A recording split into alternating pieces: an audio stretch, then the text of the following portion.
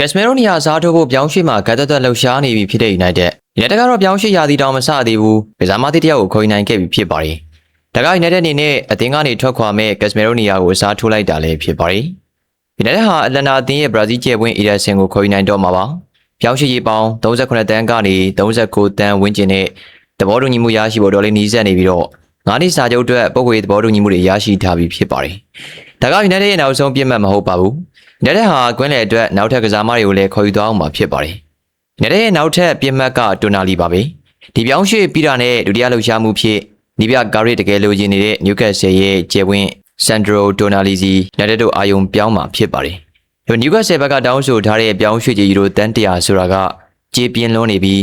ညီနိုင်ရဖို့ရှိနေတာဖြစ်ပါတယ်။တိုနာလီကိုမရခဲ့ဘူးဆိုရင်တော့ United ဟာဝက်ဆန်ရဲ့အသက်22နှစ်အရွယ်ပေါ်တူဂီကွင်းလယ်လူမ DS Fernandes ကိုခေါ်ယူမှာဖြစ်ပါတယ်။ဝက်ဆန်တက်ဆင်းသွားတဲ့အတွက် Fernandes ကဒီနေရာဒီမှာထွက်ခွာဖို့ပြင်ဆင်နေပြီး United ကိုသူ့ရဲ့ပထမဦးစားပေးအသင်းအဖြစ်ရွေးချယ်ထားတာပါ။ပြောင်းရွှေ့ရေးပေါင်တန်း90ဝန်းကျင်နဲ့ရရှိနိုင်တာမို့လို့လက်တွေ့အဆန်းဆုံးကိစ္စပါပဲ။သူက United Captain Bruno Fernandes နဲ့တွဲကစားဖို့တော်လေးကိုစိတ်အားထက်သန်နေပြီး Bruno ကိုရိုင်ကလည်းသူ့ကိုခေါ်ဖို့အသင်းကိုတိုက်တွန်းထားတာပါ။ Brighton ကျယ်ပွင့် Carlos Baleba ကိုလည်း United တို့ခေါ်ယူသွားဖို့စိတ်ဝင်စားနေစေပါပဲ။ Baleba ကိုမနေ့ကလေးကခေါ်ချင်နေတာဖြစ်ပြီးတော့ပြောင်းရွှေ့ရေးပေါင်တန်း100ကိုမပေးချင်လို့ပဲဒီနေ့ထိစောင့်ဆိုင်နေတာဖြစ်ပါတယ်။ United တို့ Ederson ပြင်တိုနာလီ Saliba နဲ့ Fernandes တို့3ဦးတည်းကတဝို့တော့ထပ်ပြီးတော့ခေါ်ယူအောင်မှာဖြစ်ပါတယ်။ဖြစ်နိုင်ခြေအများဆုံးကတော့ Fernandes ဖြစ်ပြီးတော့ကစားမကိုရိုင်ကိုက United စီကိုပြောင်းရွှေ့လာခြင်းနေတာဖြစ်ကြောင်းပါခင်ဗျာ။